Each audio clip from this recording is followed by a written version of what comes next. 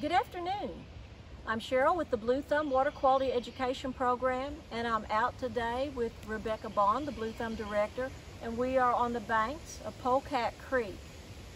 We are in Creek County, and Polecat will also flow over into Tulsa County. And Polecat Creek is a long-time monitored Blue Thumb stream. Although we're not monitoring Polecat right now, honestly, Polecat was just a touch too big for Blue Thumb. It is a fifth-order stream, and that means it has a lot of water moving down it. It has a lot of very deep places. A lot of the streams Blue Thumb tends to monitor are smaller streams. Polecat Creek today has some turbidity going on. It has a huge watershed, and there's a lot of sandy soil in this watershed, and sometimes some of that sand is going to be in the water columns of Polecat Creek. We're here because we're very interested in talking to you about a stream's riparian zone. And basically a riparian zone is the natural zone of vegetation that will be found along a stream. Here in eastern Oklahoma, that riparian zone is going to consist of lots of trees. It's going to have shrubs and grasses. If you go further into western Oklahoma, we might find that riparian zones are primarily grasses with some willows and cottonwood trees. So riparian zones can look different, but basically a stream is going to have its riparian zone unless human actions intervene. And human actions could include mowing, development, farming to the edge. So we like to encourage people to let streams keep their riparian zones. Well, what we really want to talk about today is why riparian zones are so valuable and what are some of their functions.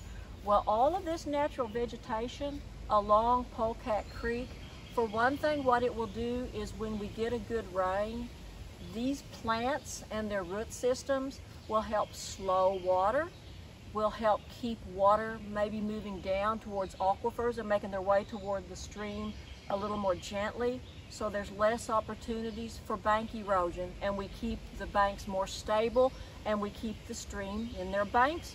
That's the likely outcome of the stability offered by these plants.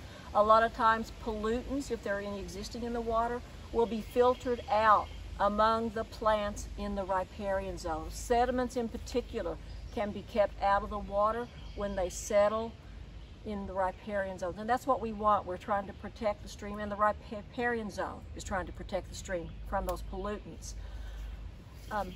One thing that we really like about the riparian zone, it is a transition. Regardless of what land type or ecosystem or ecoregion that you're in Oklahoma, the riparian zone forms a transition from an aquatic system to a terrestrial system.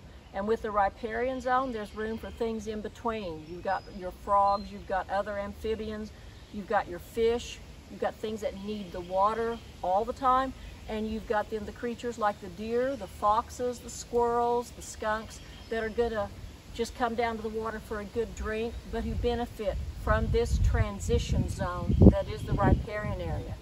One of the most important things that a riparian zone will do is it will connect habitat. Instead of little pockets of habitat here or there, if a stream is allowed to maintain a riparian zone all along that linear area that makes the stream, if that riparian zone can be left intact, then we've created additional habitat for creatures, and we have a travel corridor so that animals can make it from one place to another without risking life and limb and being seen out in the open. So this is our way to introduce you to all the benefits of a riparian zone.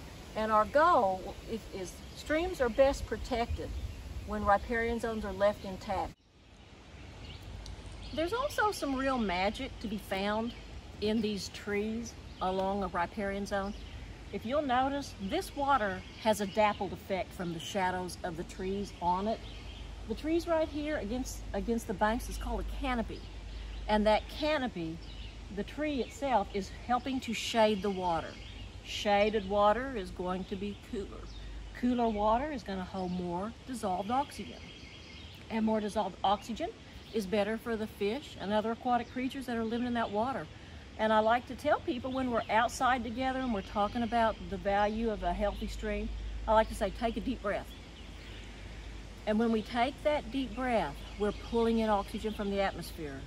When the fish and the benthic macroinvertebrates breathe while they're in the water, they're pulling in dissolved oxygen dissolved in the water. So this wonderful shade on the water is doing a wonderful service to Polecat Creek in keeping that water cooler and making it more of a habitat that fish can survive in.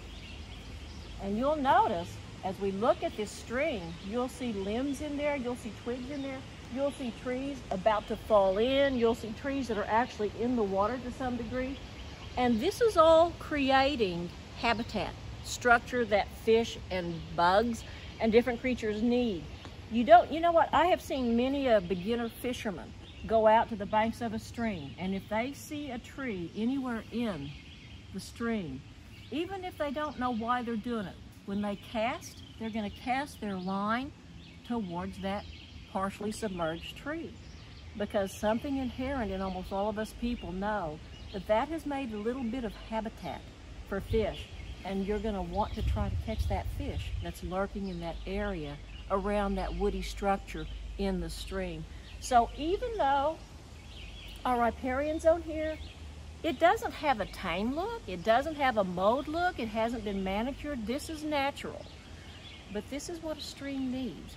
And so when we help people to kind of grasp that this is a look that is better for the natural world, then that's a good thing.